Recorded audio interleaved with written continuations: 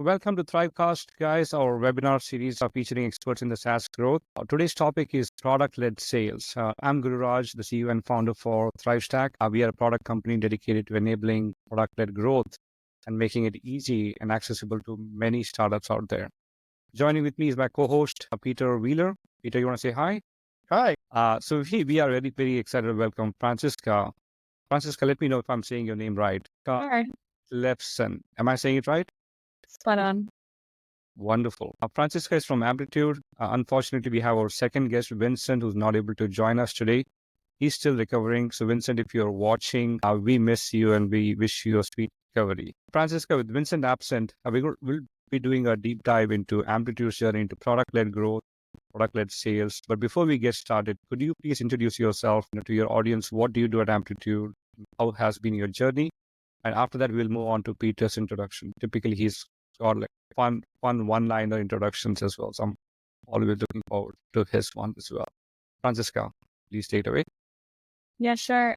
I head up the growth teams at Amplitude. So we're focused on self-serve business as well as driving the pipeline and most prominently through product-led sales efforts. So we have teams of PMs and growth marketers that work together on those two key areas. And we also own things like our website, our startup programs, and overall retention efforts. So anything that relates to kind of user acquisition, user adoption or retention, and monetization. Okay, wonderful. Franciska, maybe before we jump in, maybe Peter, you want to go ahead? Yeah, sure. I'm Peter. If you've seen one of these before, you've tolerated me through that and decided to come back. But I've done PLG 10 years now and experiential before that. So onboarding, user experience, all that stuff. I love it. And I'm excited about today's conversation of doing the thing that everybody recommends against and says is the impossible, and that's introducing self-service and PLG inside of an existing organization. We have somebody that, what has it been, 3 years of doing this? 3 years, 3+ years of trying to do it and one year of being live. There you go. I'd be bald by that point, but hey. I have a little bit of hair. I'm doing that now with Vivi. So maybe I'll take from your playbook and Vincent's actual printed book and figure this out. So, well. Yeah.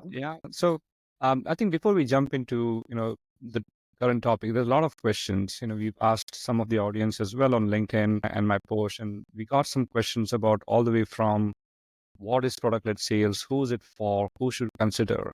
But let me start from the very, very, very basic question. I know before this particular call, I did a research on Google Trends, looking for when was the term product-led sales being researched, or at least being queried on Google. And I found that 2022 is when the first time there was a spike of at least about 75 searches on Google on product-led sales. And since then, it has been trending up. It peaked in 2023, in mid-2023, when very likely either Kyle Poyer's article or somebody else's article about product-led sales went up. It again peaked again in December with hardly just 1,000-odd searches with Bain and McKinsey when they talked about product-led sales. That's the go to next. And since then, it's on a negative downward trend. Not many searches are happening on product-led sales. So I think Peter's inquiry about this is very hard. That's started to see up quite a bit. So before we jump in, right, could you answer the very basic question, what is product-led sales? And we will take it from there. Okay. Yeah, I mean, there's probably a really good definition in Vincent's book, but in my words, I see product-led sales as a way to drive sales pipeline using the product as the channel. And so what that means in practice could be many things. It could be things like offering trials of a part of the product or the whole product or whatever it is, and passing those trial users on to sales. It could be things like proactively. There's been a whole range of tools working in that proactive space. Like how do we serve through the product usage data, the right accounts at the right time to the right seller with the right message. So those are some of the flavors of product-led sales, but really it's using the product to drive pipeline for the sales team. And that's that product-led sales is a misnomer because of that. It's still sales-led, product assisted. It's a lot more honest way of doing it, but we love our 3-letter acronyms in the tech space. So we'll just have to deal with that. Yeah, and Gartner Definition. loves it too. You're trying Gartner to, the 3-letter acronyms always. yeah, I like the way you defined it as well, because it shows that the product is acting as demand gen. The product is acting as a sales and solutions engineer. It's acting as customer service. It moves a lot of the end of the bow tie funnel sales process up front and lets customers do their, at the very least, do their own demo. God forbid it's a revenue driving one as well, which you've succeeded in. So there we go. Yeah. So I have some questions on that part. Also on the definition, you essentially meant that product becomes an acquisition way to acquire, and then becomes a lead generation for the sales team. Maybe let's dive a little more deeper into it. I know last year we had a podcast on product-led marketing, right? There was this debate about what is an acquisition and when should it be handed off to sales. And funnily enough, we talked quite a bit on the following subject. A user comes to a product website, clicks on the sign up, and somehow enters a trial. He has not yet set up anything, or let's say it happened at 12 o'clock midday. Within 3 minutes or 4 minutes of time, some sales guy is going to reach out back to the end. Hey, I see that you have signed up. Do you need any help? Is that product-led sales? Is that lead generation? Is that right thing to think about? Or is there any other definition? Meaning, is it not just the lead generation? It is probably more than that. What are your thoughts on that? Yeah, I mean, if it's just post sign up, it's not really product led, like the user is signing up, right? Where did they come from? So did they come from paid, organic, direct, referral? That would be how I would kind of classify the sign up. The idea that a sales rep is following up immediately to try and help out, that's what we would call sales assist. So if they're doing that to actually help, that's a sales assist motion. We tested that at Amplitude by kind of intervening at the stage of you've signed up, you might need some help. We have low activation rates. It's hard to get started. Can we help you with that? So if they're generally trying to help and can answer technical questions, a lot of more technical products like MongoDB and Confluent will have these types of interventions. But if they're just trying to get you on a demo and sell you the sales option, I wouldn't classify that as product-led sales. That's just a proactive salesperson that loves talking to users in the product, and probably too early for that. But I think there's an actual there if you're focused on activating them. So they're like, oh, I'm trying to connect this data source, but I'm running into X issue. And they're like, okay, well, I can go help you. Let's jump on a quick call and troubleshoot. But it's very hard to scale that motion, and you kind of need highly capable people to go and help. So it has to be a good ROI for that to keep going. We weren't able to prove the ROI for us at Amplitude. So that was something we kind of stopped doing. But I think there are differently use cases and places where that motion can work. So I think you used the word intervention, and you also used the word when to intervene. What's the right time to intervene? Immediately after the sign up, I think that's what was one of your experiments at Amplitude. Am I, and that doesn't scale well because either the users get threatened or they don't, conversion rate or reach out to the sales may not necessarily happen. And we'll talk about when's the right time to intervene. Peter, you look like you have a question. No, I'm enjoying myself. You two have at it. So maybe Franciska, what's the right time to intervene? I mean, what's the role of a sales guy in a product-led self-serve world? I'm trying to, go a little more deeper into what was the experiments that were conducted at Amplitude. How did you figure out that, the intervention time when it is soon after the sign up is not worthwhile? So what were your learnings on when should you intervene? Who should you intervene with? Or should you intervene for every single users who are signing up? Or how do you qualify them? What's the right way to think about that intervention? And maybe the second question towards that is, once you know that you have to intervene, once you know that these are the These are the accounts, the users that you have to qualify. Who's the right team to intervene? Is it the sales team to intervene? Is it the product itself that intervenes, or is it the sales? Or maybe tell us a little story about how did you get to the experiments that you ran with Amplitude? Yeah, for sure. So just to set the scene a little bit, Amplitude, we've had a free plan for years. And so in that sense, we have customers who sign up, get started, and use the product without any sales and support. So that's kind of the key fundamental part of our strategy that isn't necessarily true for others. But if we focus on that as kind of the foundation, once we get someone signing up for the product, we look at who they are. If they're a big enterprise account, our sellers will be all over that account.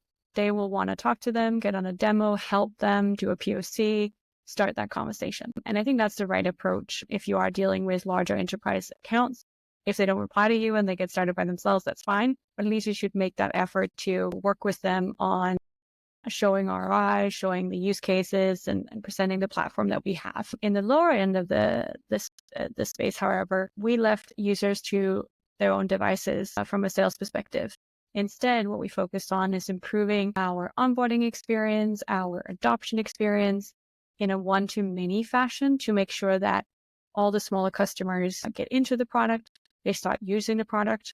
And from there, once they start using the product, let's look at the data of the customers that are using the product. How are they using the product? How could they be using the product? What kind of limits are they running into? And prior to us having our self-serve plan, when we didn't have a credit card option and a plan that you could self-serve, we would look at those customers and slice and dice them in different ways to create visibility for our sellers.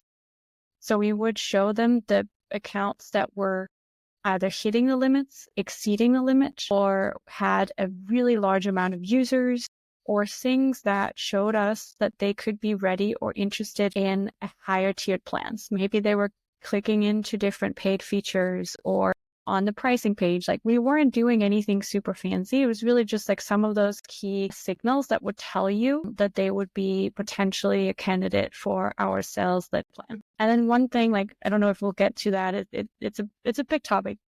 But the other thing that we do a lot of in Amplitude from a product sales perspective is actually expand. So once you have your users in the product, so this goes for whether you have a free plan, a self-serve plan, or just a sales-led motion, and then customers are in the product. Once they're in the product and they're using whatever features, how can we get them to experience new features? How can we get them to get excited about a new product? At Amplitude, we have different entry points. We sell you on a platform, but a lot of people start with analytics, and then we expand into experimentation, session replay, audiences, etc. So once you're in the product, how do we then get you to be excited about or interested in or trying some of these new tools? And then from there, we pass those leads on to sales as well. Good old land and expand. And that's, whether it be in a sales motion or a product-led growth motion, it's huge. It's a big revenue thing. I don't want to get too far into process because I think culture, and you had touched on that with how to get sales to behave, to not treat a product user as a very hot handoff lead. How do you get buy-in in an organization? What are the cultural first steps across teams or even across leadership if somebody were to want to introduce PLG, they saw a fit for their product? And you brought up Mongo. That's a great example. They were on-premise hardware and they became a PLG company. So if they can do it, anybody can do it. Might not be wise, but anybody can do it. So what is what's the trick? Because you've been in this end to end. Yeah, I mean, there's no silver bullet or a trick necessarily, but I think part of what made it possible for us to get sales on board and collaborate with our sellers was that before we introduced our self-serve plan, we spent a year plus working with sales to help them get better visibility into the free users in our product that they could monetize. And we grew product source pipeline, I think 70% year over year. So we showed results early with our sellers, and they started appreciating the product leads that we were giving them. They appreciated the help they got, the insights they got, and the deals they closed. So we had already built a really tight relationship there. And so when we were trying to introduce this new plan that would cannibalize on their revenue and their deals, they had also the understanding that over time, it would be more deals and more revenue for them. So there was this alignment up front that product leads and customers that are active using the product and paying for it even are more likely to expand and pay more for us and continue using Amplitude. So that was a big part of it. The other part of it was that fundamentally, as we introduced self-serve, we also moved a lot of our sellers further up market. So like many other companies, we want to move towards the enterprise and make sure we can capture those bigger deals. Those need more time, more salespeople, more elbow grease. And so if we can free up space in the lower end and capture the lower end of the market in a self-serve fashion, we can move our sales up and create more efficiency across the board.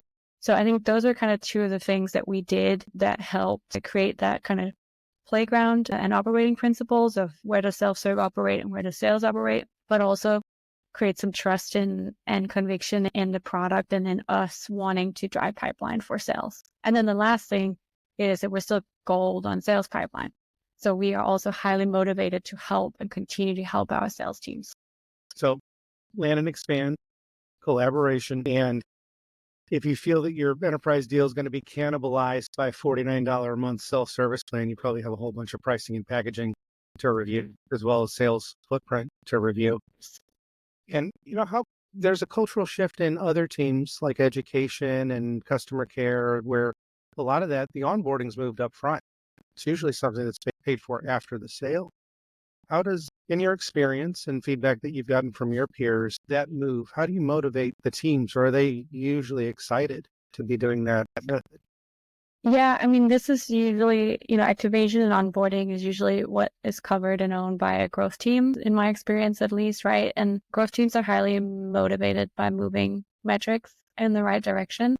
So for us at Amplitude, we started investing in improving our activation rate way before we started and launched our self-serve plan, because we had below average, below industry benchmark activation rate. Anyone that has used Amplitude or is familiar with the space, like you need to either use a developer or you need to have an existing data source. Kind of not a one-person job unless you're an engineer. And most of the people signing up for Amplitude are not engineers. Once you get the data in, like, how do you create a chart? It's kind of hard, especially if you haven't done event-based analytics before. So all of those challenges were things that our users were running into every day. And we saw that in our numbers, right? We get a lot of new people signing up for Amplitude, but only a small percentage of them actually end up using the product. Everyone was really excited about getting more people using the product and increasing our percentages there. So it's a tough problem. It requires a lot of work, and we ran a lot of experiments that failed, and we're still working on it. We have made a lot of improvements thanks to the team. It's great work, but there's always more to do. So I think it's always an exciting area, at least from my experience and the people I work with and the peers I talk to continuously improve activation and adoption. Yeah, so sometimes it helps to understand what you did, but I think it's the meaty part of why you did it and when you did it, can make sense. So let me ask, a little more questions on what you just mentioned. I think in of 2023, you launched the Amplitude Plus plan. That's right? correct. October 17th. October 17th. Okay. And before that, you had a starter plan, right? That offering to, through universities, through venture capital, through startup offers, whatever that might be. Anyone, really. It was open to anyone. Our free plan, and it still is today. You can get started with Amplitude without paying us anything. Right. So could you tell us a little more about what do you mean by activation in this particular case? Meaning, let me phrase my question a little bit. Your sales team will go to a mid-size to a large size, account, and, they will probably do a POC, whatever that might be. Is that what you referred as the time it takes for them to actually set up Amplitude for the sales-led motions to happen? Or is it the other way around? Anyone who's has Amplitude, has access to it, are they able to self-configure, self-activate themselves without any help from CSM or sales? So how did you figure out what is the right thing for you to do from an activation standpoint? If I remember correctly, before the October 17, 2023, you're mostly a sales-led company. You start a plan, but pretty much all deals, in fact, I would say 100% of your deals were all sales led. So the shifting this metric over saying that, hey, this is the end users, they should go self-activate. That must have been a culture war by itself, right? So wherein you're going from a sales led to a user led activation. So tell us the story of what was happening before October 17. And you mentioned you fixed activation, but how did you go get the culture wars fixed out, the change management, the leadership team buying in, and hey, this is what needs to be done. And this is not done by the sales and the CSM team, but a new team called as the growth team, right? You maybe share a little bit about that. Yeah, sure. So just to be super clear, when I talk about activation, I talk about self-serve activation. So someone getting set up and onboarded by themselves, just using our documentation, our product, and our community for guidance. So let's make that clear. Since we've had the free plan for a long time, and in the beginning of my time at Amplitude, we really started investing in moving free customers to paying customers. We had a large pool. We had a very generous free plan. A lot of bigger customers were fine and just hanging out there. As we started showing that we could monetize those free customers and sales were really getting good at it, then begged the question, like, how do we get more of those? Those are our favorite leads. Like, we need more. Give us more. And we're like, well, to have more, we need to activate more of the people that come into the product in the first place. Because back to our initial conversation, is not a fruitful conversation with a sales rep if you haven't tried and used the product, right? It's a much better sales conversation when you talk to an activated user in an activated account that loves the product. Different types of sales conversation. They go quicker. You don't need a demo. It's a whole different sales motion. So it was really not a huge issue to get resources allocated on activation. We showed the numbers. We talk about getting more people in through the top of funnel to sign up in the first place. The more people we get in, once you start looking at the numbers downstream, we're like, well, we're not yielding that much from that. It's like, no, we need to invest here first to make sure that we can eventually monetize these users. And to do that, we need to make sure they're healthily engaged and properly activated on our product. Got it. So anyone who has been not just acquired, but acquired, activated, and engaged, is what the pipeline that you're trying to get to. Exactly. And how did you go about figuring out what do you have to do to get the users self-activated? App is a very, very difficult product to begin with. Right? I'm sure you might have had challenges. It's not just not one product, I guess. By that time, you had 3 or 4 products, including experimentation, CDP, and not just the regular analytics, right? So you have grown quite significantly. Could you tell us a little about that? Yeah, of course. So while we're still working on our platform narrative, we're a platform now. We have a bunch of different products that work really well together and give you kind of that central operating system for everything across experimentation, analysis and insights, decisions, etc. We're still well known for analytics. So most of the people that sign up, especially in the self-serve, smaller accounts, startups, they come for us for analytics. So where we focused and have focused so far, and this is a work in progress, like we have a lot more work to do, but what has worked for us in the early days has been to streamline the onboarding, get descriptive with what we want the user to do, and then make it as easy for them as possible. So some of the tactical things that we've done is, for example, expand the types of data sources that we connect with. A lot of users are out there using GA4 and unhappy with it. What if we made it easy to send GA4 data to Amplitude? What if we made it easy to connect your HubSpot website or your Shopify or your WordPress? So one of the things that we've worked on in the last year is creating more of these low code, no code data sources to connect with. We have also made our own SDK easier. We have added default event tracking.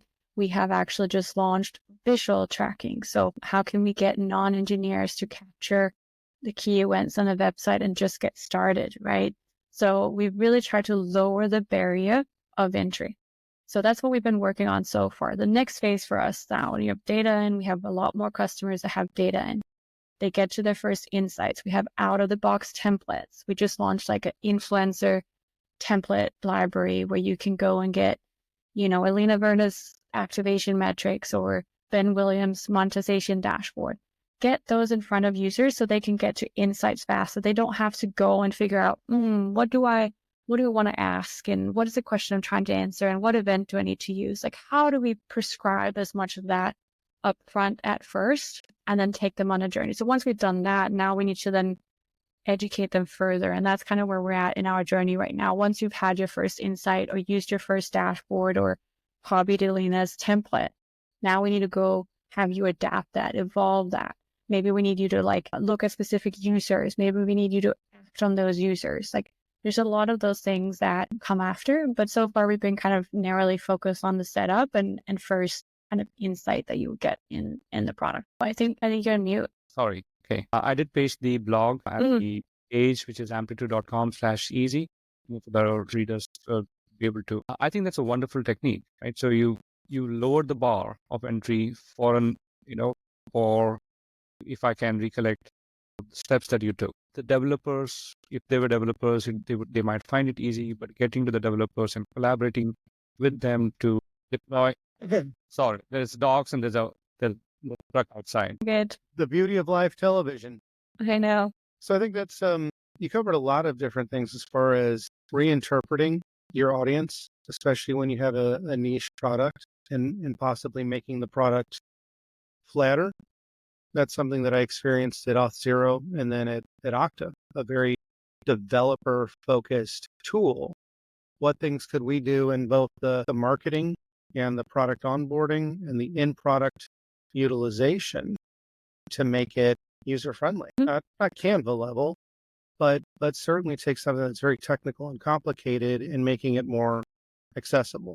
Why do we do that? Is that a pursuit for single seat ownership? Is that a pursuit for expanding our target audiences, or is it just the best thing to do to make PLG work? That's a good question. I mean, it definitely makes PLG work better, right? Like, I think, you mentioned Canva and a Canva-like experience. Like, I think there's an optimal point, right? Like when you think about the types of things you would do to expand your audience to make it easier for more people to use Amplitude, at some point you get to a point, and we actually hit that in a few different ways. Like we would let you set up and connect a static CSV import of data. That's a way for someone very non-technical to get some data into Amplitude and see how it works. But that's it. You're not activated. Like you can't actually use Amplitude going forward, right? It's static data. It's going to be useless in a month and we've lost you. So you want to think about audiences that have potential for growth, right? They are going to actually onboard and use your tool. They have, in a self-serve world, they have a little bit of budget. They'll pay you $50 a month or $200 a month over time to use this tool. They're going to grow the users that they have and the kind of reporting needs they have.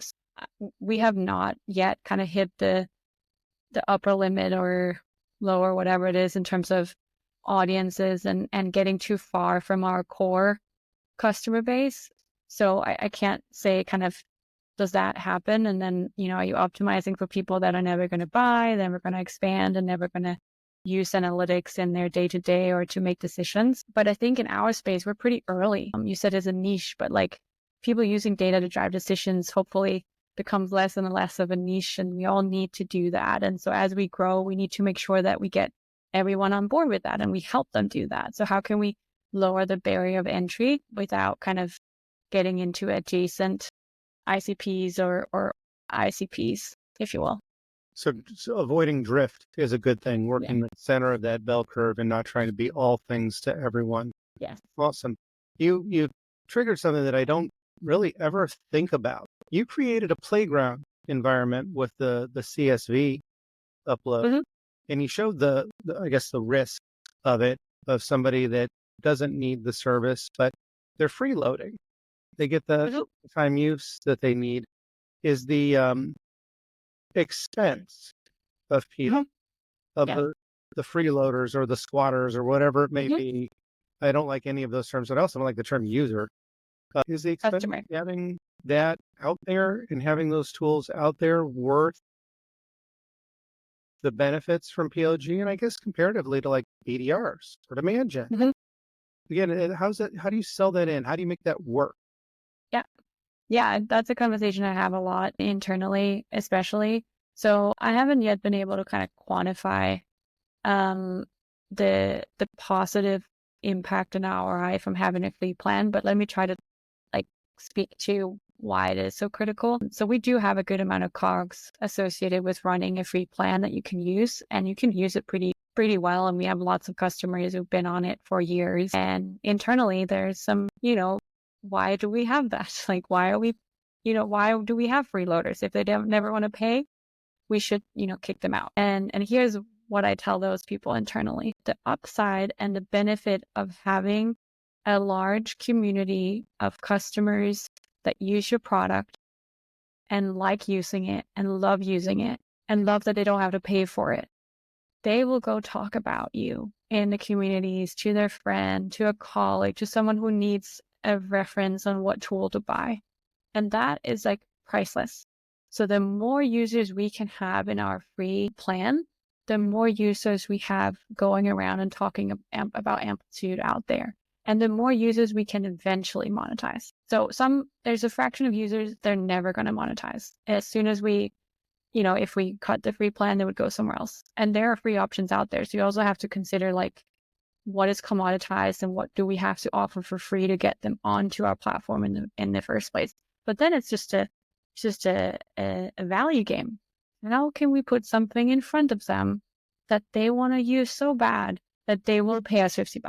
And that's what we did with Plus. Like we turned a lot of the free customers that didn't want to pay us $1,000 a year, but they would pay $500 a month. And that's the thing. And we still have to convince those and convert more of those, right? But we need to build more features. We need to improve the scalability of all the great features we have, let them try them. There's all that opportunity for us to convert more of the customers on our free base. So they're customers, they're just not paying yet. And it's up to us to make them want to pay us. And I love that you keep calling them customers, even if they're non, I guess they're paying because you're offering the service and you're getting what you want for the service, just happens to be free. It's interesting because you did touch on, like, there's an extraneous aspect.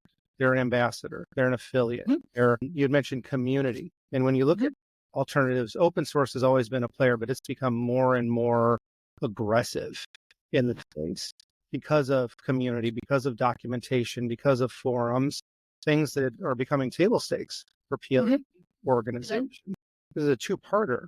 When you're building a program, especially one that's got a free plan or a freemium or a free, not trial, but ones that have free in perpetuity. You'd mentioned you're doing things that drive, number one, them signing up in the first place and wanting to use it and staying consistent. And then number two, moving to a paid plan. With this caveat thing, if they're free, you're utilizing them for product feedback. You're using them as ambassador. Using is a bad term. You're working with them as ambassadors. You're working with them as people that switch jobs and move to a place. Exactly. Like there's all this stuff. It seems like it's an organic thought process. Either you have it or you don't, and you know how to encourage it, or you just don't do it. But is this something that should become a best practice? And if so, what hard skills can people learn to implement that utilization and partnership? I don't like that either, but we'll use it. Partnering with our free customers. Yeah. I think it's $1 million question, and I don't necessarily think that everyone should have a free plan, but it depends. Let's say we got rid of our free plan tomorrow, God forbid, but let's just hypothetically say that we did that. Our sign up, and you spoke to that, Peter, our sign up rates would plummet because people want to try before they buy with regards to analytics in the lower end of the market right now. That is obvious. All our competitors have a free plan as well. And so if they come to amplitude.com and they're like, free trial, right? And there's no more free planning to put my credit card, I'm going to just jump over to one of the competitors and try that first, right? So we all very quickly become cut out of even the decision process of like, what tool do I want to use? So in our market, we have to offer a free plan, and then we have to get the best we can at making sure most of them activate on the platform, they engage with the platform, and convert quickly and frictionless and at a high rate. In terms of whether that should be the norm, I think it depends on the difficulty of using your product, how much you've already invested in activation, because once you open the floodgates, like you want users to have a good time. If they don't have a good time, they're going to go elsewhere and then you kind of lost them already. So there's a lot of investment needed in, again, we talked about it, activation and using the product. So if your product is somewhat easy to use or you already have invested in those levers, maybe that's a good next step. But then you have to think about pricing and packaging, because the worst thing you could do is go out with some kind of free offering. That means nobody's going to upgrade to the next tier, right? You want to make sure that they see some value in the product, that they can see that there's more value to unlock if they upgrade. Previously, in a past experience, I was at a company, open source. We had a really hard time monetizing on top of our open source because we'd given the whole thing away for free and open sourced it, right? So that becomes critical, and you got to really be solid in what you offer for free and what you don't. It's always easier to get more expensive with what you offer rather than starting expansive and then making it less and less generous. So that's something that a lot of thought and work and experimentation should go into deciding ultimately. And maybe the decision is, no, free plan not for us, but we should have a free trial. That's probably how I would get into it anyway. Start with some trial like functionality and see what that does to your conversion rates. You can put credit card up front, credit card at the end, like all those things will change how many people you get in through the top of the funnel. Awesome that you've got that open source. Great. It's awesome you've got that open source background, because that's where I cut my teeth, was commercially supported open source. And I don't ever want to discourage organizations that do that from participating in this space. Huge proponent of commercially supported open source and open source in general. So it's neat that you threw that out there and that you have that history. It's a rare thing in the space. Yep. I think compliments on that. So maybe if I can add to what Franciska said, is this the new playbook, right? And let me rephrase, what you just said. Amplitude is in a product analytics, generally analytics market is getting crowded. There's a lot of players in the market. So when the market is crowded, when the competition is a free trial or a freemium plan, is probably a must have, because most of your competition will use it as an entry point, to attract and get more and more signups. So if you don't have it, you would not be able to attract as many signups. So which means it becomes table stakes, especially in a crowded market. You also mentioned two other things. Attracting itself is not sufficient. Help them get it reduce the time to value. They should be able to activate, and they should be able to do it very quickly. So that's the techniques that you mentioned about, lowering the bar, automatic analytics, one line, one single line to activate rather than so many other places to do it. So essentially, self-activation and reducing the value is again a must-have, table stakes. I think the third thing that you mentioned is, even that's not sufficient. They need to continue to use it, and if they continue to use it, that's where the word of mouth, the community, and all of that will. Could you maybe share a little bit about what happens after, right? And especially in the case of Amplitude, users who are signing up. There are a lot of startups, especially in Bay Area and Seattle that I know of, have been using the starter plan or they start off with the free trial and they ask for, hey, can you give me another 3 months or 4 months free so that I can go try it out and sometimes send it. What happens to those customers, if we call them? When do they hand it off to the sales team? What has been your experiences around what's the right time for these self-activated, self-engaged set of users who are probably an account or a customer behind it? When time to hand them to sales? What have you learned in how many should you hand off to the sales team? What information you should be giving to the sales team, and so that when they reach back to them, they should be open to say, hey, yep, I've hit the limits. Let me go put in the credit card, $49, or let me go to a higher level plan, $500 a month or $1,000 a month or something of that. Yeah. So, once they're engaged and using the product, that's when we want, at this point, and now that we have the self-serve plan, is we want them to convert to our plus plan. It starts at $50 a month, goes all the way up to about $40,000 a year. You can pay monthly, which is super helpful for customers. So in terms of when it's time for sales to have conversations with our Plus customers is when, again, they hit limits of the Plus plan, the self-serve plan. So that could be either usage limits, like they've run out of cohorts to sync, or they don't have any more sessions to replay, or more commonly, they're growing really fast and have tons and tons of users, and the pricing on our Plus plan at the higher levels becomes more and more expensive. So once they start overaging up in those higher ends, that's when we tell sales, hey, this account is growing really fast. Here are the users. Here is their usage, like what they're doing and how much they're incurring. And actually, this customer is in overage right now. So they have a big overage bill that they need to pay. Go talk to them right now, see if we can get them onto growth with better pricing that's more scalable, and we'll waive the overage fee for them. Those are the kind of things that we work with our sales team on. So they really on our Plus customer base at this point. They follow like the customers that sign up. If there's a bigger account that signs up for Plus, they will go talk to them as well and see like, what are you up to? Are you POCing this? We have big enterprises that pay for Plus as well to kind of check us out, see what we're up to, what works, what doesn't. And again, sales will work with them and answer questions and get that into a proper sales cycle. So the timing is really, it could be anywhere from a few months. We have these like amazing startups that sign up and then they have hundreds of thousands of users really quickly and they're growing really fast, raising lots of money. Then we pass them quickly on to our sales team and they grow and expand. But there are other customers that could be happy and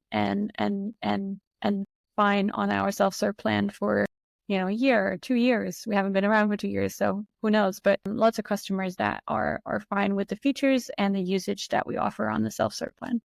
So I like this. This GP had alluded to people asking for alternatives and people offering alternatives. And one of the biggest pitfalls I see in really any company, but especially in B2B SaaS, is this ad hoc, bespoke tailoring of things on a regular basis.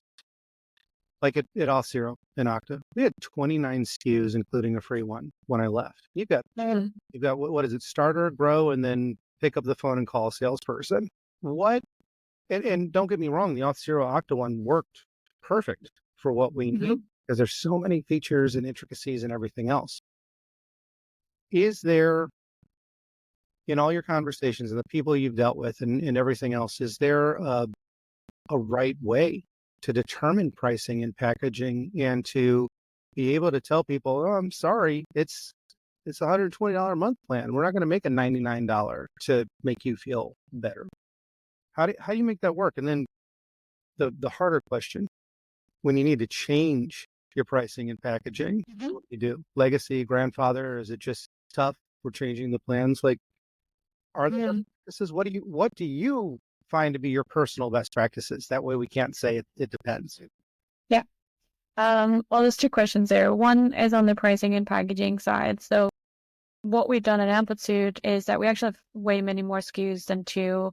We have our different products that are part of the platform and we sell those separately. But how we set it up is that our starter, our free plan, and our plus, our self-serve plan, they get a little bit of everything. So you can try features of each of the products on those self-serve plans. But once you need a lot of features and more stuff, you need to upgrade to our growth plan. And that's when you can get more analytics, more experiment, more session replay, more yada, yada. So we have a lot of different ways that we can upsell our customers once they graduate or should graduate from Plus into our sales motion. So that is working well for us. It gives us different entry points. It gives us a way to land and expand in different directions depending on what this customer needs. And it also plays nicely with the consolidation play of like you have an experimentation tool, you have a session replay tool, you have all these different tools. Just buy Amplitude and you get all the things that you need and you can save money and you have an integrated one data set, one solution. On the other point of your grandfathering and dealing with legacy plans, we've had to do a lot of that in the last few years. I haven't figured out what my personal best practices are, but what I would say and what we've done, and that was again another long internal conversation about what we thought was right, is that we want to strike a balance of Amplitude as a business, and we have to make money, and we have to make more money every year to stay in business, with we want to do right by the customer. We want to make sure that we're not doing any shenanigans or things that don't feel good. We don't want to cheat people. We don't want to treat them unfairly. And so one of the things that we have done with our older legacy plans that we need to move all those customers on to our newer ones that had more restrictions is that we gave those customers some of the features that they were really happy with in the past. And we did that deliberately, that we wanted to optimize for retention, and then we wanted to be creating more value in the new plans so we could get them to monetize over time. So it's really a carrot versus stick. You're going to hit them hard and force them to upgrade, or it's like, now you pay or you go somewhere else? Or do we want to do it with the carrot? Like, come over here. We respect you. You've been with Amplitude for years. We love your support. We love that you're using us. How can we sell you tomorrow or in a few months? Like, here are 5 different things that we think you should be trying or using or whatever. Depends really on your leadership, how much money you're standing to like make or lose, all that stuff. But I would, in my view, from a best practice and my experience, you want happy customers and you want to use the carrot, not the stick, especially going back to a crowded market with lots of opportunities and options to replace Amplitude in the lower end. Like, once we are in the higher end, we have a lot more clout, we have a lot more competitive advantages. If you're just doing basic analytics, we can't expect to use the stick here. We'll back that up real quick. Amplitude is a phenomenal choice for basic analytics, in addition to being the best choice for enterprise ones. So I'll throw that out there. But it sounds like that approach is almost like retail software used to be, where there's going to be a certain point where, yeah, sure, you bought the old thing and it's going to keep having the old things going on, but new features are only in the new plans. Is that okay? So that I'm hearing that close to correct, I think. Yeah, so we have over the past year kind of migrated our older customers onto our new plans that have all the new features, the new cool stuff that we built, session replay, visual tagging, et cetera, and so that's the carrot. And then there's some limits involved there, and some of them we've waived for legacy customers to not have them leave and be angry at us. And we've struck that balance. We actually tried pushing out a particularly strict restriction on our legacy customers, and they got really upset at us. And so we're like, hold on, sorry, we're really sorry. That was not right. We're going to change our stance here. But really trying to communicate, and really, I get all replies from these migrations straight into my inbox, and it keeps us close to the customer. And a lot of them, they're like, we know and we understand that you have to make money. Like, we appreciate you giving us some time. We're a small company. We want to pay you, but it's going to be in 2 years from now. And that kind of keeps that idea that if you have all these customers that, it costs you money today, but you're going to make money in the future. And the fact that they move around, all the stuff we talked about previously, also gives you more momentum. Yeah, because you don't know why they're going to come down. Grandfathering companies into existing plans versus new plans. I think there's still a playbook that still needs to be written. We've heard some companies do some tricks. For example, they may not necessarily charge overage for the first 1 or 2 months, but the third month in the invoices, they will say, we are charging you for this particular month, but you upgrade, to this level plan, this gets discounted. So they have a carrot in the invoice rather than sales guy telling them. The invoice itself will say that, hey, you upgrade, you'll get a 10% discount on the newer level plan. The current overage would also be, you can actually take it forward. But we are almost out of time. We have a couple of questions coming in. A question about stakeholders.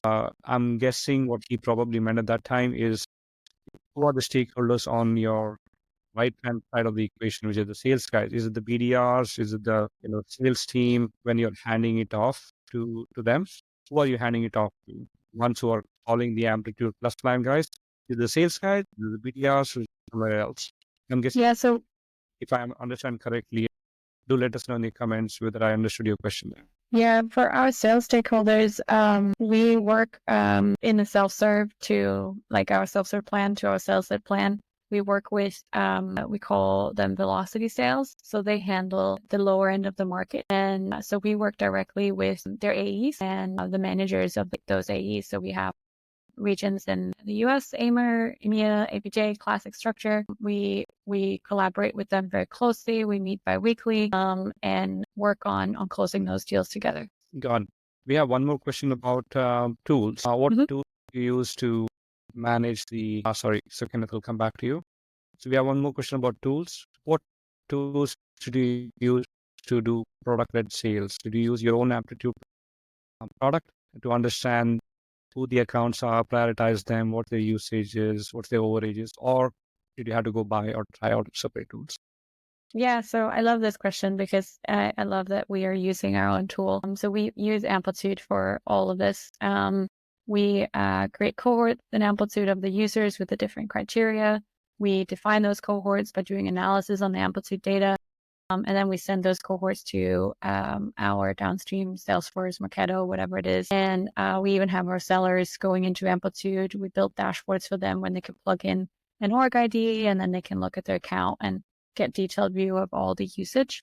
I know there are product-led sales tools out there like Endgame, Correlated, and others, Focus. And so that is another option for people that are exploring this space. I think the benefit for us is obviously Amplitude is already in our stack and it works well. We know how to use it. But it ties really well to that kind of behavioral product data set that you should already be collecting. And so far, we haven't needed to use anything super fancy like machine learning models, etc. Although we are using some of our own predictions, which we have, which, if you wanted to go with another tool, you probably had to pay more money for it than we have to at Amplitude. But really, to get started, you just get started with the basics. How many users does a company that upgrades have? Do they click on the pricing page? Like, do they click into this feature that is valuable, that is gated? Like, it doesn't have to be super smart to get started. And Kenneth followed up with you, and he's one of my favorite authors. He wrote a sales book called Selling Sustainably. So maybe we need to drag him out of the audience one of these days and pull him up and get him on the expert panel. So Kenneth, thank you so much. He wants to argue with you in the comments. Let's bring it. So he's using the word stakeholder. I think, as you mentioned about the community non-paying. So by the way, we also had written about product-led sales in partnership with a few of the Gartner folks and Kyle Poyer and some of his team members as well. Many of the tools that you mentioned are dead.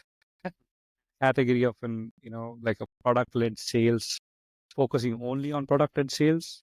Now it is becoming like more a customer intelligence and, website visitor analytics, usage analytics, bring all of them together. That's coming together. Anyways, we are out of time. For all the people who stayed with us, thank you so much. And Kenneth will probably bring you back in. Thank you so much, Franciska.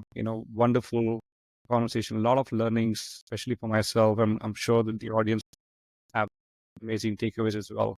And thanks for Peter for lighting up when I was not around and my dogs were barking.